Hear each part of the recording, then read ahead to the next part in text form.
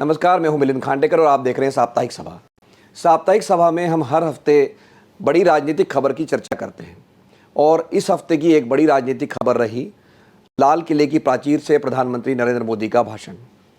प्रधानमंत्री मोदी ने लाल किले की प्राचीर से 11वीं बार भाषण दिया और पिछले 10 भाषण में और 11वें भाषण में एक बड़ा फ़र्क ये रहा कि इस बार बीजेपी के पास अपना बहुमत नहीं है, वो सहयोगियों के भरोसे ये सरकार चला रही है। तो इस भाषण के राजनीतिक मायने समझने के लिए मेरे साथ जुड़ रहे हैं सत्य हिंदी के फाउंडर और जाने माने विशेषज्ञ पत्रकार आशुतोष। आशुतोष, आपका स्वागत है। तो आशुतोष, आपने भी प्रधानमंत्री के पिछले 10 सालों से या ये 11वां भाषण आप भी सुनते आए हैं, हम भी सुनते आए हैं। तो इस भाषण में एक तो ये लंबा भाषण था, 98 मिनट का ये भाषण रहा उनका। तो इस भाषण में और पहले वाले जो 10 भाषण हैं, इसमें आपको कोई फ़र्क नज़र आया या जिस तरह के मतलब एक तरह से वो आगे की बात करते हैं, पहले 2022 की बात करते थे, अब 2047 की बात कर रहे हैं, तो कोई बदलाव आपको नज़र आया या वही जैसे पहले होता आया या इस बार कुछ अलग था? मिलिंद जी, देखिए, आपने बहुत सही कहा कि पंडित जवाहरलाल नेहरू के बाद नरेंद्र मोदी पहले ऐसे प्रधानमंत्री हैं जिन्होंने लगातार 11वीं बार लाल किले की प्राचीर से देश को संबोधित किया 15 अगस्त के मौके पर। ये अपने आप में एक बहुत बड़ी उपलब्धि है और भारतीय जनता पार्टी को इस पर गर्व भी होगा और प्रधानमंत्री नरेंद्र मोदी इस बारे में अपने आप को इतिहास में एक इतिहास पुरुष के तौर पर याद भी कर सकते हैं। लेकिन 2-3 चीजें हैं जो बहुत महत्वपूर्ण है। पहली बात तो यह कि मैं प्रधानमंत्री नरेंद्र मोदी की जो कहते हैं और जो करते हैं, मैं इसमें बहुत बुनियादी तौर पर फर्क रखने की कोशिश करता हूं, क्योंकि अक्सर जो वो कहते हैं और जो करते हैं उसमें काफी फर्क मुझे दिखाई पड़ता है। दूसरी बात यह कि ये जो आपने इस बात को स्पष्ट तौर पे कहा है कि ये पिछले 10 सालों में ये पहली ऐसी सरकार है जो भारतीय जनता पार्टी के अपने बहुमत पर नहीं टिकी हुई है। 2014 में भारतीय जनता पार्टी के पास 282 सांसद थे, 2019 में भारतीय जनता पार्टी के पास 303 सांसद थे और दोनों बार उनको किसी दूसरे सहयोगी की जरूरत नहीं थी अपनी सरकार को चलाने के लिए। लेकिन इस बार उनके पास 240 सांसद हैं और कम से कम 32 सांसदों की जरूरत है अगर वो सरकार में बने रहना चाहते हैं। तो ये जो 32 का आंकड़ा है, ये अपने आप में इस ओर इशारा करता है कि भारतीय जनता पार्टी, नरेंद्र मोदी की सरकार अब कमजोर विकेट पर है, यानी उसे अपने आप को सरकार चलाने के लिए सहयोगियों की जरूरत है। तो जब सहयोगियों की जरूरत होती है, वैसी स्थिति में उनको अपने एजेंडे में और अपने कार्यक्रमों में और अपनी क्रियाकलाप में काफी कुछ इस बात का ध्यान रखना पड़ता है कि ऐसा ना हो जाए जिसकी वजह से हमारे साथी नाराज हो जाए और पार्टी से समर्थन वापस ले लें। ये जो चिंता है, ये चिंता लगातार प्रधानमंत्री नरेंद्र मोदी को परेशान भी करती है और साथ ही साथ भारतीय जनता पार्टी को चिंता में भी डालती। जो प्रधानमंत्री का जो ये लाल किले का जो भाषण है, ये 2 चीजों की ओर इशारा करता है। पहली बात तो ये है कि प्रधानमंत्री इस बात को लेकर भी कहीं ना कहीं अंदर से चिंतित हैं कि ऐसा ना हो कि सहयोगियों के समर्थन से वो सरकार चलाते समय उनका अपना जो वोट बैंक है उसको ये लगे कि अब वो हिंदुत्व का एजेंडा छोड़कर वो सेकुलर एजेंडे पे चलने लगे। इसलिए जब उन्होंने यूनिफॉर्म सिविल कोड के बारे में बात की और बात मजबूती के साथ रखा और ये भी कहा कि दरअसल ये एक कम्युनल कोड है। अब आप सोचिए कि यूसीसी को पिछले 10 सालों में पहली बार वो कम्युनल कोड बताने की कोशिश कर रहे हैं। हालांकि जब से जनसंघ बनी हुई 1952 से लेकर अब तक भारतीय जनता पार्टी के 3 प्रमुख जो मुद्दे थे, उसमें राम जन्मभूमि का मुद्दा था, उसमें कश्मीर का मुद्दा था, उसमें यूनिफॉर्म सिविल कोड का मुद्दा था। तो ऐसा नहीं कोई नई बात वो कह रहे, लेकिन जिस फोर्सफुली से उन्होंने यूनिफॉर्म सिविल कोड के बारे में बातचीत की, जिसमें सुप्रीम कोर्ट का हवाला देते हुए बात की, उससे एक बात स्पष्ट है कि वो इस बारे में अपने तमाम वोट बैंक को आश्वस्त करना चाहते हैं कि भारतीय जनता पार्टी भले ही बैसाखियों पर चल रही हो, लेकिन वो अपने एजेंडे से भटकी नहीं है और वो हिंदुत्व के एजेंडे पे चल रही। पहली बात तो ये बिल्कुल स्पष्ट है। अब ये जो है, ये तलवार की धार पर चलने वाली स्थिति, क्योंकि इसमें तृणमूल जो टीडीपी भी उनके समर्थन में है, जो आंध्र प्रदेश के अंदर मुसलमानों को धर्म के आधार पर रिजर्वेशन की बात करती है, उधर जनता दल यूनाइटेड भी है जो मुसलमानों के वोटों को अपनी तरफ लेने की बात करती है, साथ साथ एलजेपी भी है, उसको भी मुस्लिम वोटों की दरकार है, और यूनिफॉर्म सिविल कोड वो है जिसको मुस्लिम तबका जो है ये मानता है कि भारतीय जनता पार्टी उनके जो रिलीजियस अफेयर्स है उसमें दखलंदाजी करने की कोशिश कर रही है। तो ये प्रधानमंत्री का यूनिफॉर्म सिविल कोड के बारे में बात करना एक तरफ अपने हिंदुत्व वोट को आश्वस्त करने की बात भी है, दूसरा तलवार की धार पर चलने की भी बात। अब वो उसको कितना इंप्लीमेंट कर पाएंगे या नहीं इंप्लीमेंट कर पाएंगे, अभी कहना फिलहाल बहुत मुश्किल है।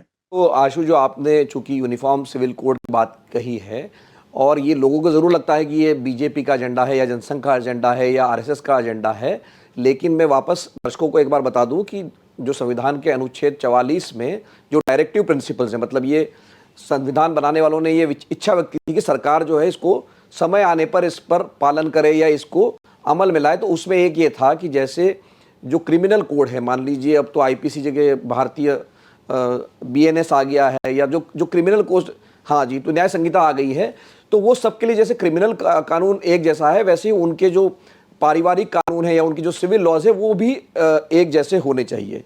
तो यही बात जैसे आशुतोष ने बताया कि 3 बड़े मुद्दे रहे हैं इनके एजेंडे पे, यूनिफॉर्म सिविल कोड और कश्मीर और राम मंदिर, तो 2 तो पूरे कर दिए। और आशुतोष, ये जो तीसरा वाला मुद्दा है जिसको उन्होंने नया नाम दिया एक तरह से सेकुलर सिविल कोड, तो लोग ये कह रहे हैं, क्योंकि अब तक तो जो है अडवाणी जी ने सबसे पहले ये कहा था सूडो सेकुलर, और उसके बाद एक तरह से एक चिढ़ होती थी बीजेपी को सेकुलर नाम से।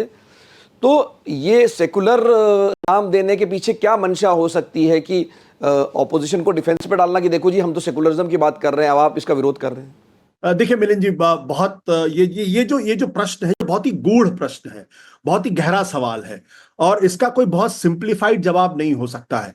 पहले मैं आपके दर्शकों को ये बताने की कोशिश करूंगा कि दरअसल जो यूनिफॉर्म सिविल कोड का जो पूरा जो कॉन्सेप्ट है, मैं 100% इसके साथ हूं। मेरा स्पष्ट तौर पर मानना है कि इस देश के अंदर यूनिफॉर्म सिविल कोड होना चाहिए, भले ही भारतीय जनता पार्टी का अपना एजेंडा हो या आरएसएस का एजेंडा हो, लेकिन ये देश के हित में है। दूसरी बात क्या है कि जब हमारे, जैसा कि आपने बहुत स्पष्ट तौर पर कहा, जो हमारे संविधान निर्माता थे, उन्होंने भी इसको इसके बारे में कहा था कि इसको लागू करना चाहिए। और आपको मैं याद दिला दूं, दर्शकों को याद दिला दूं कि जब 1952 का पहला चुनाव हो रहा था, भारत में पहला चुनाव लड़ा जा रहा था, उस वक्त भी पंडित जवाहरलाल नेहरू पे BR अम्बेडकर की वजह से बहुत जबरदस्त प्रेशर था कि हिंदू कोड बिल लाया जाए। और उस हिंदू कोड बिल की वजह से हिंदुओं का एक बहुत बड़ा तबका जो आरएसएस और हिंदू महासभा से जुड़ा हुआ था, और यह हिंदुत्ववादी तबका था, यहां तक कि कांग्रेस के पार्टी के अपने अंदर के जो लोग थे वो उससे काफी नाराज थे कि आप हिंदुओं की जो धार्मिक सवाल है उसमें आप दखलंदाजी करने की कोशिश कर रहे हैं, ये ठीक बात नहीं है। और बाद में इसी आधार पर बाबा साहब अम्बेडकर ने नेहरू की कैबिनेट से इस्तीफा भी दे दिया था यहां पे। लेकिन उस वक्त पंडित जवाहरलाल नेहरू ने जब ये देखा कि बहुत जबरदस्त विरोध हो रहा है हिंदू कोड बिल का, तब उन्होंने अब वो अपने कदम उन्होंने पीछे खींचे, और बाद में उस हिंदू कोड बिल को उन्होंने 4 अलग अलग छोटे छोटे बिल में कन्वर्ट किया, और 1956 के आसपास उन्होंने 4 को पास किया, 55 के 4 आसपास पास किया। तो ये दर्शाता है कि ऐसे मसले जो धार्मिक सवालों से जुड़े होते हैं उसमें बहुत संयम की जरूरत होती है, और कम्युनिटी को या समुदाय को कॉन्फिडेंस में लेने की जरूरत होती है।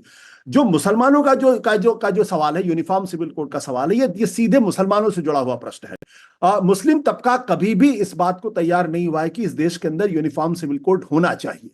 2 चीजें, एक, माइनॉरिटी कम्युनिटी होने की वजह से वो हमेशा इस बात को मानते हैं कि मेजॉरिटी कम्युनिटी अपने कानूनों को उनके ऊपर थोपना चाहती है, और इसकी वजह से उनके अंदर हमेशा एक असुरक्षा का भाव रहता है। दूसरी बात, जब से भारतीय जनता पार्टी का उदय हुआ है तब से उनको लगता है कि जो हिंदुओं का एक बड़ा तबका है, जो बीजेपी और आरएसएस से जुड़ा हुआ है, वो जानबूझकर उनकी जो धार्मिक आजादी है, धार्मिक स्वतंत्रता है, जो धार्मिक मसले हैं, वो उसको उसमें पूरी तरीके से दखल देकर उनकी जो आइडेंटिटी का प्रश्न है, उनकी जो अस्मिता का सवाल है, उसको खत्म कर देना चाहती है।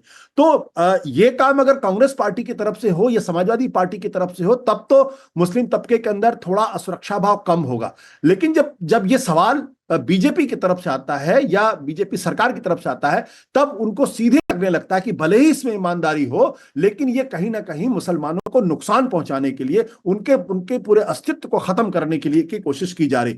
इस संदर्भ में अगर हम पिछले 10 साल में अगर आप देखें किस तरीके से मुसलमानों को टारगेट करने की कोशिश की गई है और हिंदुत्ववादी तबके के द्वारा डिमोनाइज करने की कोशिश की गई है, हर जगह उनको यह बताने की कोशिश की गई है कि आप लोग एंटी नेशनल हो, आपकी राष्ट्रीयता या राष्ट्रभक्ति सुरक्षित नहीं है। वैसी स्थिति में जब आप यूनिफॉर्म सिविल कोड की बात करते हैं तो मुस्लिम तबके के अंदर असुरक्षा भाव और बढ़ जाता। अब आपका सवाल यह होगा कि सेकुलर कोड की बात क्यों कर रहे हैं? सेकुलर कोड की बात इसलिए की जा रही है क्योंकि यूनिफॉर्म सिविल कोड को बीजेपी का एजेंडा माना जाता है, और जब बीजेपी अपने यूनिफॉर्म सिविल कोड की बात करती है, जो तमाम सेकुलर पार्टीज भी ये मानने लगती हैं कि दरअसल ये मुसलमानों के धार्मिक मसले में हस्तक्षेप का प्रश्न है। तो इसलिए सेकुलर शब्द का इस्तेमाल किया है, क्योंकि वहां पे इस पार्टी को जनता दल यूनाइटेड का भी समर्थन है, चंद्रबाबू नायडू का भी समर्थन है, और दूसरी ऐसी पॉलिटिकल पार्टीज का समर्थन है जो बीजेपी के एजेंडे से पूरी तरीके से सहमत नहीं।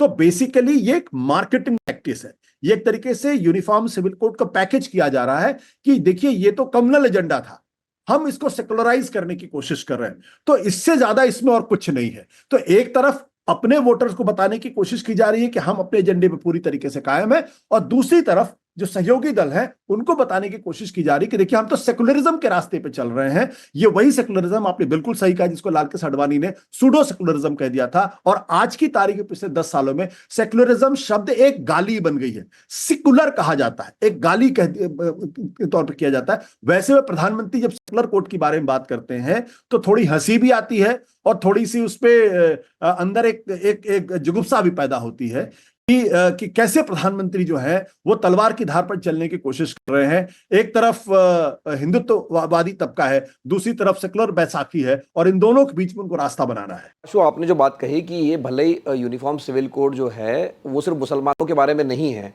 और उसका मैं उदाहरण ये देता हूँ कि भारतीय जनता पार्टी ने उत्तराखंड में इसको लागू किया है, लेकिन वहाँ जो आदिवासी समाज है, जिसको हम शेड्यूल्ड ट्राइब कहते हैं, उसको एग्जम्प्ट किया गया है, यानी उनको उसमें शामिल नहीं किया गया है। क्योंकि ये सिर्फ मुस्लिमों की बात नहीं है, हिंदू समाज के अंदर भी और अलग अलग जो भी समुदाय हैं उसके अंदर भी विविध तरह से परंपराएं रही हैं, उनके विधि विधान अलग रहे हैं। तो ये हिंदू समाज के भीतर भी एक कानून लाना इतना आसान नहीं, बड़ा कॉम्प्लेक्स और बहुत जटिल मामला है। लेकिन आशु, मैं दोबारा जो राजनीतिक बात पर आता हूँ, जो आपने शुरुआत में बात कही, क्योंकि देखिए अब तक जेडीयू इस पर चुप है, क्योंकि नीतीश कुमार पहले इसका विरोध कर चुके हैं कि भाई इस पर सोच समझ के 2018 में जब ये मामला आया था तब टीडीपी का कोई क्लियर स्टैंड नहीं है, एलजेपी का भी कोई क्लियर स्टैंड नहीं है।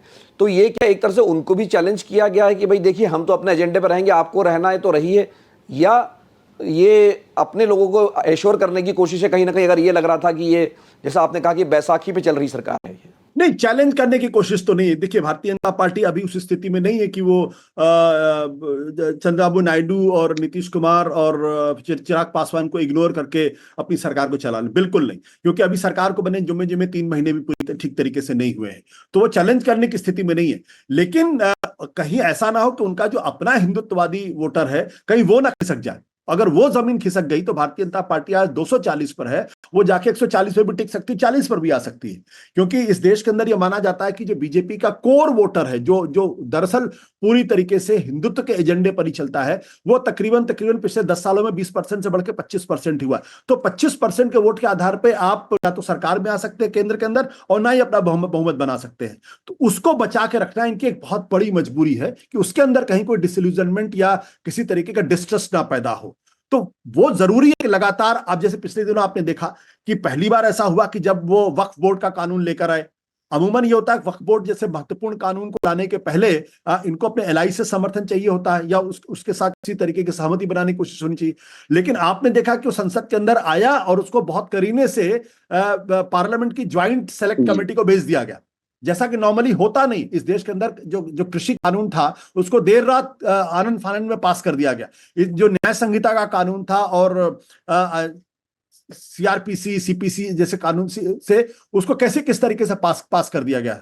तो ये बदलाव है। बदलाव इसलिए क्योंकि उनको मालूम है कि जैसे ही वो वक्फ बोर्ड का कानून पास करेंगे जबरदस्ती में, तो फिर उनके तमाम एलआई जो है वो नाराज हो जाएंगे, समर्थन वापस दे लेंगे। तो एक तरीके से आपने अपने एजेंडे की तरफ लोगों को आश्वस्त भी कर दिया, और दूसरी तरफ अपने सहयोगियों को भी बता दिया कि देखिए हम कोई जल्दबाजी नहीं कर रहे हैं, हम आप सब लोगों को सहमति लेकर, सहकार लेकर ही हम आगे बढ़ेंगे, और अगर ज्यादा लार्जर कंसल्टेशन की जरूरत पड़ी तो वो भी हम करेंगे। हम पुश नहीं कर रहे, हम बुलडोज नहीं कर रहे। तो ये वो करने की कोशिश कर रहे हैं। हाँ, अगर आने वाले समय के अंदर बीजेपी को ये लग जाए कि उनका हिंदुत्व वोटर अब काफी मजबूत हो गया है, तब वो ये रिस्क ले सकते हैं। हालांकि मुझे ऐसा बिल्कुल नहीं लगता है कि भारतीय जनता पार्टी या नरेंद्र मोदी कम से कम 1-1.5 साल के अंदर ऐसा कोई रिस्क लेने की कोशिश करेंगे।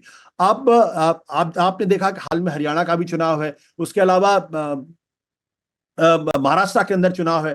तो बीजेपी को लगातार अपने वोटर को तो बताते रहना पड़ेगा भाई कि हम सेकुलर नहीं हुए हैं, हम अपने एजेंडे पे ही चल रहे हैं। तो ये उससे भी उससे रिलेट करके आप देख सकते हैं। लेकिन इसका मतलब ये नहीं है कि वो अपने सहयोगियों को चैलेंज करने की कोशिश कर रहे हैं या उनको डेयर कर रहे हैं कि आपको मेरे साथ रहना है, रहिए, नहीं रह। बीजेपी अच्छी तरीके से जानती है कि जब तक सत्ता में है तभी तक वो अपने एजेंडे को लागू कर सकती है। जिस दिन वो सत्ता से बाहर चली जाएगी उस दिन वो राजनीति के बियाबान में पहुंच जाएगी और अपने एजेंडे को बिल्कुल लागू नहीं कर पाएगी।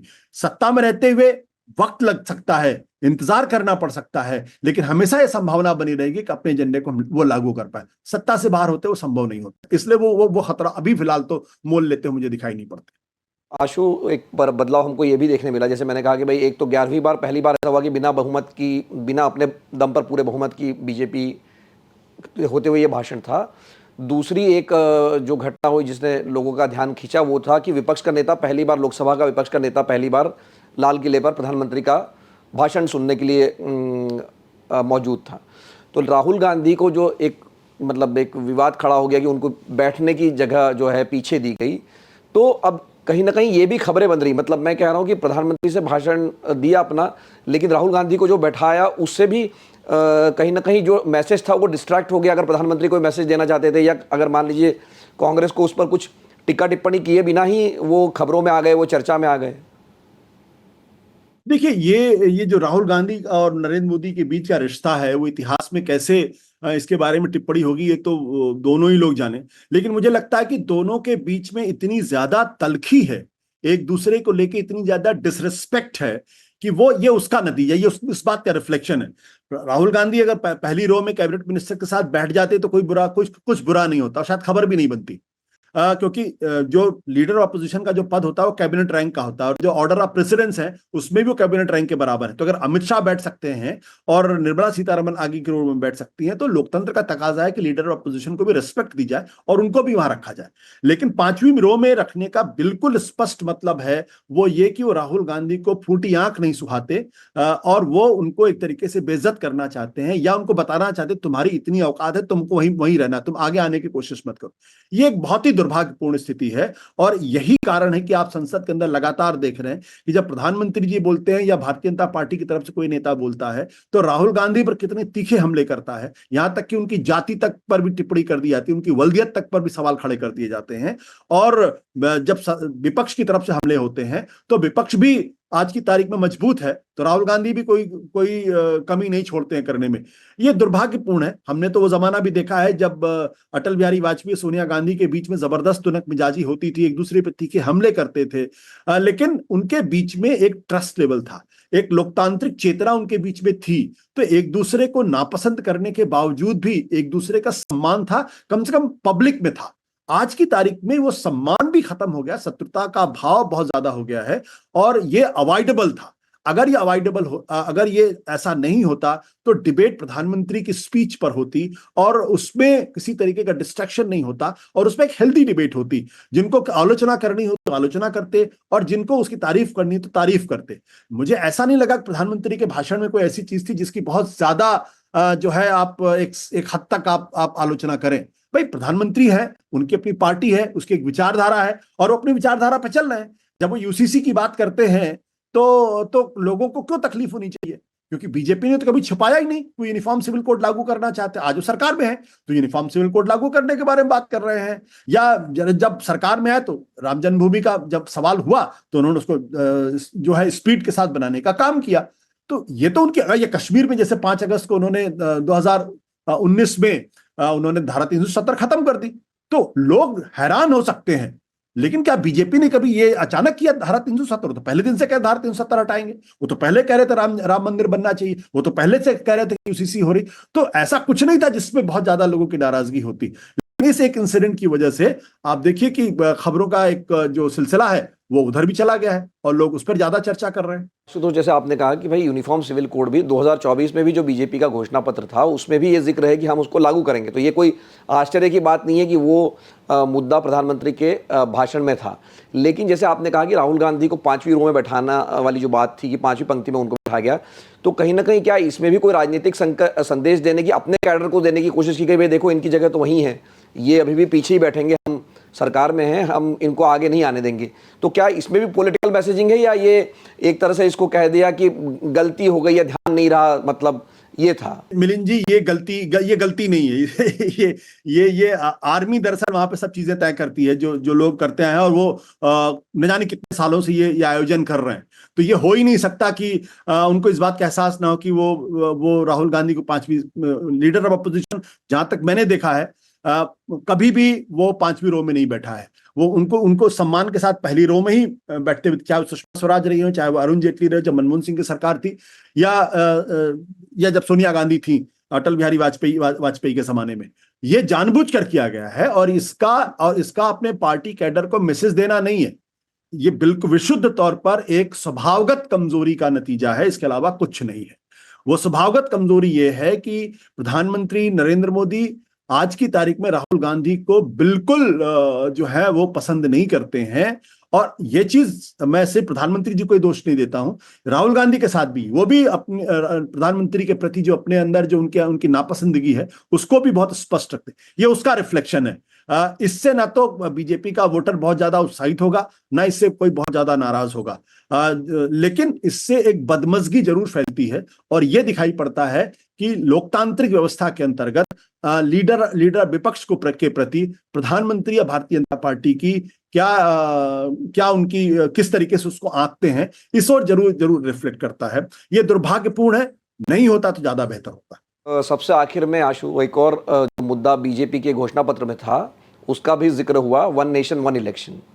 तो मुझे लगता है कि अगर भारतीय जनता पार्टी को पूरा बहुमत मिल जाता तो शायद वन नेशन वन इलेक्शन को लेकर जितना रोड मैप पूर्व राष्ट्रपति कोविंद के जो समिति थी उसने तैयार किया था कि आप अगले 5 सालों में जितने भी चुनाव होंगे उनका टर्म आप ऐसा कोइंसाइड करिए कि 2029 में उनका खत्म हो जाए। मतलब मान लीजिए 2025 में भी जिस विधानसभा का चुनाव हो रहा है उसकी टर्म आप 4 साल का ही रखिए, या 26 में हो रहा है तो 3 साल का रखिए।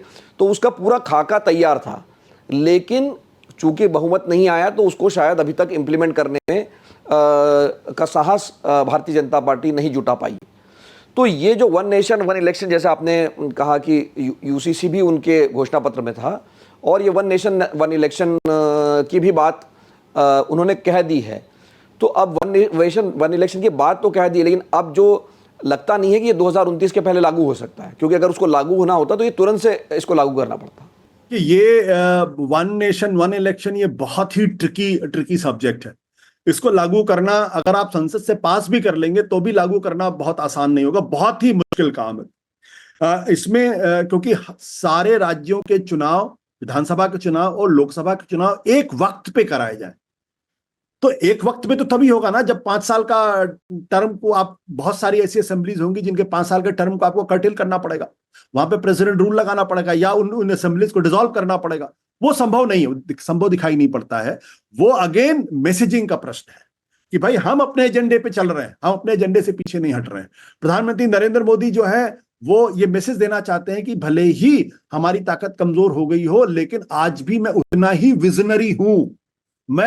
लोग 2029 के चुनाव के बारे में सोचते हैं, मैं 2047 के बारे में सोचता हूं। मैं देश के बारे में सोच रहा हूं, और देश का विकास देखिए कैसे अवरुद्ध हो गया है, क्योंकि हर 3 महीने के बाद चुनाव होते हैं। ये वो एक बड़ा संदेश देने की कोशिश कर रहे हैं कि मैं स्वप्नजीवी हूं, मैं ड्रीम मर्चेंट हूं, मैं लगातार देश को एक विश्वगुरु बनाना चाहता हूं।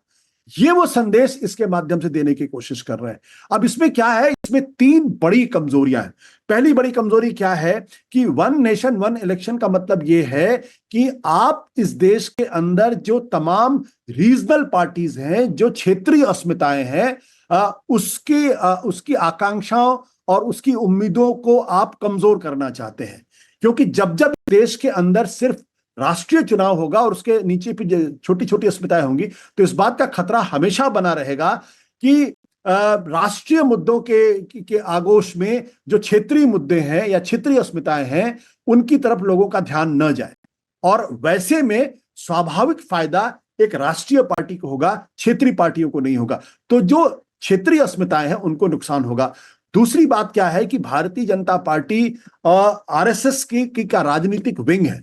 और अगर आप गोलवलकर को अगर आप ध्यान से पढ़ें या दीनदयाल उपाध्याय को ध्यान से पढ़ें, तो गोलवलकर अपनी किताब में साफ तौर पर लिखते हैं कि unitary form of the government होना चाहिए, यानी एक नेता एक संसद एक सरकार। ये अब हमारे देश के अंदर तो एक नेता एक संसद एक सरकार है, लेकिन राज्यों के अंदर भी तो सरकारें हैं, राज्यों के अंदर भी तो नेता है, राज्यों के अंदर भी तो विधानसभाएं हैं। आप उसको कैसे हटा सकते हैं?